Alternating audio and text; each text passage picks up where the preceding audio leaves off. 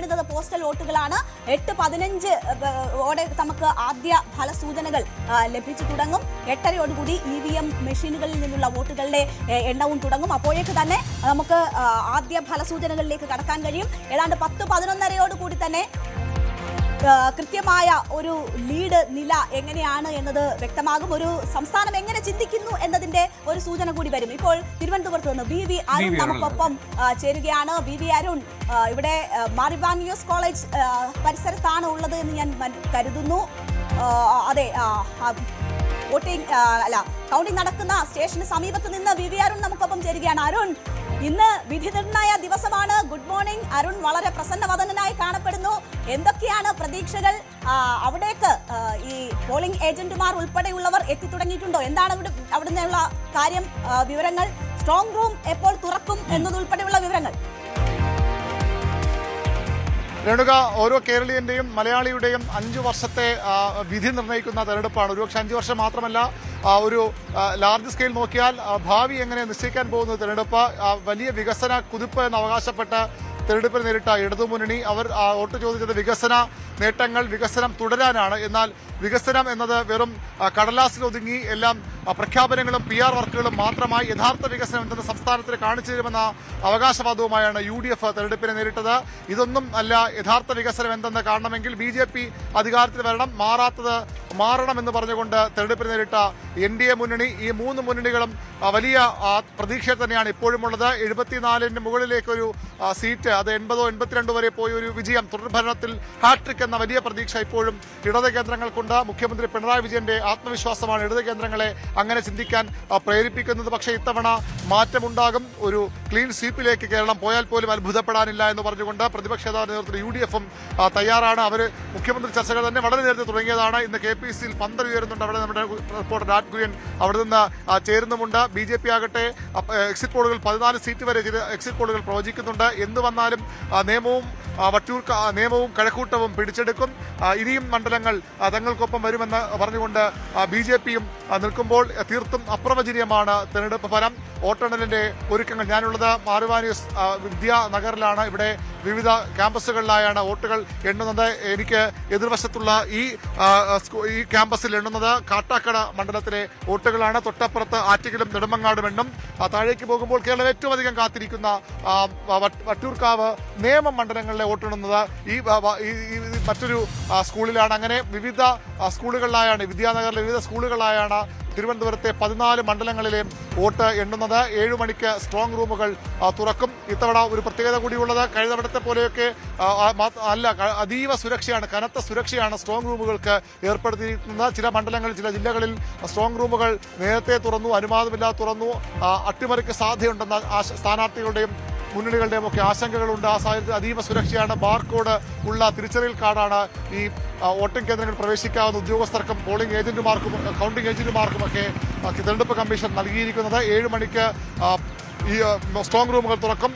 ആ വോട്ട് മെഷീനുകൾ കൗണ്ടിംഗ് സെന്ററുകളിലേക്ക്, ടേബിളുകളിലേക്ക് മാറ്റും. 8 മണിക്ക് തന്നെ വോട്ടെണ്ണി തുടങ്ങും. ആദ്യം എണ്ണുക പോസ്റ്റൽ ബാലറ്റുകളാകും. പോസ്റ്റൽ ബാലറ്റുകൾ എണ്ണിയാലും അതിന്റെ ഫലം വരാൻ ഒരുപക്ഷെ കുറച്ചുകൂടി താമസിക്കും. വളരെ വ്യക്തതയോടുകൂടി, വളരെ കൃത്യമായി, ഒരു പിഴവുമില്ലാതെ ഇത്തവണ നടപടികൾ മുന്നോട്ട് കൊണ്ടുപോകണം. കാരണം തെരഞ്ഞെടുപ്പ് കമ്മീഷൻ വലിയ വിമർശനം നേരിട്ട സംസ്ഥാനത്ത് മുഖ്യ തെരഞ്ഞെടുപ്പ് ഓഫീസറുടെ ഓഫീസ് വലിയ വിമർശനം നേരിട്ട തെരഞ്ഞെടുപ്പ് കൂടിയാണ്. അതുകൊണ്ട് തന്നെ ഒരു തരത്തിലുള്ള പാകപ്പിഴകളും ഉണ്ടാകാതെ നോക്കണമെന്ന കർശന നിർദ്ദേശം കമ്മീഷൻ നൽകിയിട്ടുണ്ട്. പിഴവ് വന്നാൽ അവിടെ നടപടി ഉണ്ടാകുമെന്ന മുന്നറിയിപ്പുണ്ട്. അതുകൊണ്ട് തന്നെ അതീവ സുരക്ഷിതമായി, അതീവ ശ്രദ്ധയോടുകൂടിയാകും ഈ തെരഞ്ഞെടുപ്പ് നടപടിക്രമങ്ങൾ, വോട്ടെണ്ണൽ മുന്നോട്ട് പോവുക. തെരഞ്ഞെടുപ്പ് ഈ പോസ്റ്റൽ ബാലറ്റുകളുടെ ഫലപ്രഖ്യാപനം ഒരുപക്ഷെ വൈകിയേക്കും. 8 മണിക്ക് ആരംഭിച്ചാലും അത് വൈകിയേക്കും. 8:30 EVM മെഷീനുകളിലെ വോട്ടുകൾ എണ്ണി തുടങ്ങും. പോസ്റ്റ് വോട്ടുകൾ എണ്ണി തീർന്നാലും ഇല്ലെങ്കിലും EVM മെഷീനിലെ വോട്ടുകൾ എണ്ണി തുടങ്ങും. 8:45 ആദ്യ റൗണ്ട് കഴിയും. ഒരു റൗണ്ട് 14 ടേബിളിൽ ഒരേ സമയം എണ്ണുന്നതുകൊണ്ട് ഒരു റൗണ്ട് 8:45 കഴിയും. അതാണ് ആദ്യ ഫലസൂചന. കേരളം ഏറ്റവും പ്രതീക്ഷയോടുകൂടി കാത്തിരിക്കുന്ന ആദ്യ ഫലസൂചന. അങ്ങനെയെങ്കിൽ 8:45 ഓരോ റൗണ്ട് എണ്ണി കഴിയുമ്പോഴും കൗണ്ടിംഗ് സെന്ററിൽ അത് അനൗൺസ് ചെയ്യും. അതിനുശേഷം അത് രാഷ്ട്രീയ പാർട്ടി പ്രതിനിധികളെ ബോധ്യപ്പെടുത്തും. അതിനുശേഷമാകും ഇത് എൻട്രി ചെയ്യുക. അങ്ങനെ ഓരോ റൗണ്ടായി എണ്ണിപ്പോകും. ഓരോ റൗണ്ട് എണ്ണുമ്പോഴും രാഷ്ട്രീയ പാർട്ടികളുടെ, സ്ഥാനാർത്ഥികളുടെ, മുൻ നേതൃത്വങ്ങളുടെ ചങ്കെടുപ്പ് ഏറും. ചിലർക്ക് പ്രതീക്ഷകൾ വളരും, ചിലർക്ക് പ്രതീക്ഷകൾ കൊഴിയും. അങ്ങനെ ഏറ്റവും നിർണായകമായ തെരഞ്ഞെടുപ്പ് അതിന്റെ വോട്ടെണ്ണൽ ക്രമീകരണങ്ങൾ പൂർത്തിയാകുന്നു. 7 മണിക്ക് സ്ട്രോങ് റൂമുകൾ തുറക്കും. ഇത്രയധികം ദിവസം ജനങ്ങളുടെ വോട്ട് ശേഖരിച്ചു വച്ച ആ മെഷീനുകൾ തുറന്ന് വോട്ടെണ്ണാൻ തുടങ്ങുന്നതോടുകൂടി കേരള രാഷ്ട്രീയം ഇനി എങ്ങോട്ട് എന്ന കാര്യത്തിൽ ഒരു വ്യക്തതയുണ്ടാകും. 3 മുന്നണികൾക്കും ഏറ്റവും നിർണായകമാണ്. ഭരണ തുടർച്ച ലഭിച്ചില്ലെങ്കിൽ രാജ്യത്ത് ഒരു സംസ്ഥാനത്തും ഭരണത്തില്ലാത്ത പാർട്ടിയായി CPM മാറ്റപ്പെടും. CPM-നെ അങ്ങനെ ചരിത്രത്തിൽ CPM ഏറ്റവും വലിയ തിരിച്ചടിയായി ഇത് മാറും. 4 സംസ്ഥാനങ്ങളിൽ ഭരിച്ചിരുന്ന പാർട്ടി പിന്നീട് ഒരിടവുമില്ലാത്തൊരു അവസ്ഥയിലേക്ക് പോകുന്ന സാഹചര്യമുണ്ടാകും. അതുകൊണ്ട് തന്നെ നിലനിൽപ്പിന്റെ പ്രശ്നമാണ് CPM-ന് ഈ തെരഞ്ഞെടുപ്പ്. UDF-നാകട്ടെ ഈ മുന്നണി സംവിധാനം ഇത്തരത്തിൽ നിലനിൽക്കണമെങ്കിൽ ഇത്തവണ വിജയിച്ചേ മതിയാകൂ. അതും ഒരു നല്ല മാർജിനുള്ള വിജയം അനിവാര്യമാണ്. പ്രതിപക്ഷ പറഞ്ഞ കംഫർട്ടബിൾ മജോറിറ്റി റൈറ്റ്. അതെ, അരുൺ സൂചിപ്പിച്ചതുപോലെ എല്ലാവർക്കും നിർണായകമാണ്. അതെ, നമ്മളിനി പോകുന്നത് കോട്ടയത്തേക്കാണ്. കോട്ടയത്ത് 9 മണ്ഡലങ്ങൾ.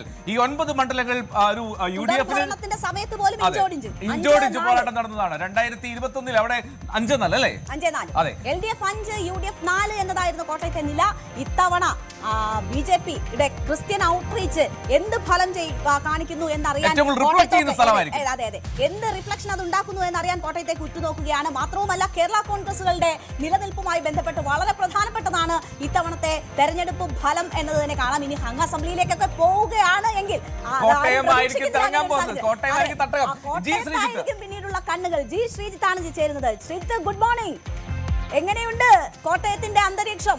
എങ്ങനെയാണ് ജനങ്ങൾ ചിന്തിച്ചതെന്ന് അറിയാൻ ഇനി ഏതാണ്ട് മിനിറ്റുകളുടെ കാത്തിരിപ്പേ ഉള്ളൂ എന്ന് നമുക്ക് പറയാം. എന്താണ് അവിടെ നിന്ന് ഏറ്റവും ഒടുവിൽ നൽകാൻ പറ്റുന്ന വിവരങ്ങൾ?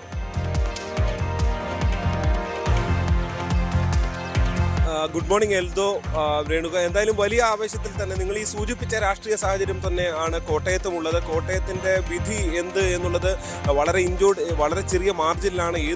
ഏത് ഭരണം വരുന്ന നിലയിൽ അല്ലെങ്കിൽ ഒരു തൂക്ക് സഭയിലേക്ക് പോലും പോയാൽ ജോസ് കെ മാണി വിഭാഗം, അങ്ങനെ കേരള കോൺഗ്രസുകളുടെ നിലപാട്, ഇതെല്ലാം വളരെ പ്രധാനമാകും. BJP സാന്നിധ്യം ഉറപ്പിക്കുമോ, BJP-യുടെ വളർച്ച എത്രത്തോളം, അക്കൗണ്ട് തന്നെ തുറക്കുമോ എന്നതടക്കമുള്ള ചർച്ചകൾ നടന്ന ശേഷമുള്ള തെരഞ്ഞെടുപ്പാണ് നടക്കുന്നത്. എന്തായാലും വലിയ ആവേശത്തിൽ തന്നെയാണ് മുന്നണികളുള്ളത്. കൗണ്ടിംഗ് സെന്ററുകളിലേക്ക് ഉദ്യോഗസ്ഥരെത്തി തുടങ്ങി. വൈകാതെ ഏജന്റുമാർ എത്തിത്തുടങ്ങും.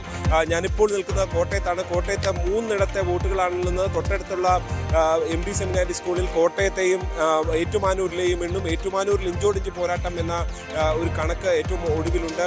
ഇപ്പോൾ ഞാൻ ഈ നിൽക്കുന്നത് ബെസേലിയസ് കോളേജിലാണ്. ഇവിടെ വൈക്കത്തെ വോട്ടുകളാണ് എണ്ണുന്നത്. ഇവിടുത്തെ ദൃശ്യങ്ങൾ കണ്ടാൽ ഇവിടേക്ക് ഉദ്യോഗസ്ഥർ എത്തിത്തുടങ്ങി എന്നുള്ളതാണ്. ഉദ്യോഗസ്ഥരുടെ വലിയ നീണ്ട ക്യൂ ആണ് നമുക്ക് കാണാൻ സാധിക്കുന്നത്. അതിൻ്റെ പ്രധാനപ്പെട്ട കാരണം ഇവിടെ എത്തി ഐഡന്റിറ്റി കാർഡ് വാങ്ങി ശേഷമാണ്, പരിശോധനകൾ പൂർത്തിയാക്കിയ ശേഷമാണ് ഉദ്യോഗസ്ഥരെ ഉള്ളിലേക്ക് കയറ്റിവിടുക. അതിനുള്ള നടപടിക്രമങ്ങളാണ് തുടർന്നുകൊണ്ടിരിക്കുന്നത്. മാത്രമല്ല, അവർക്ക് ഭക്ഷണത്തിനുള്ള കൂപ്പൺ ഉൾപ്പെടെയുള്ള കാര്യങ്ങളും ഇവിടെയാണ് നൽകുന്നത്.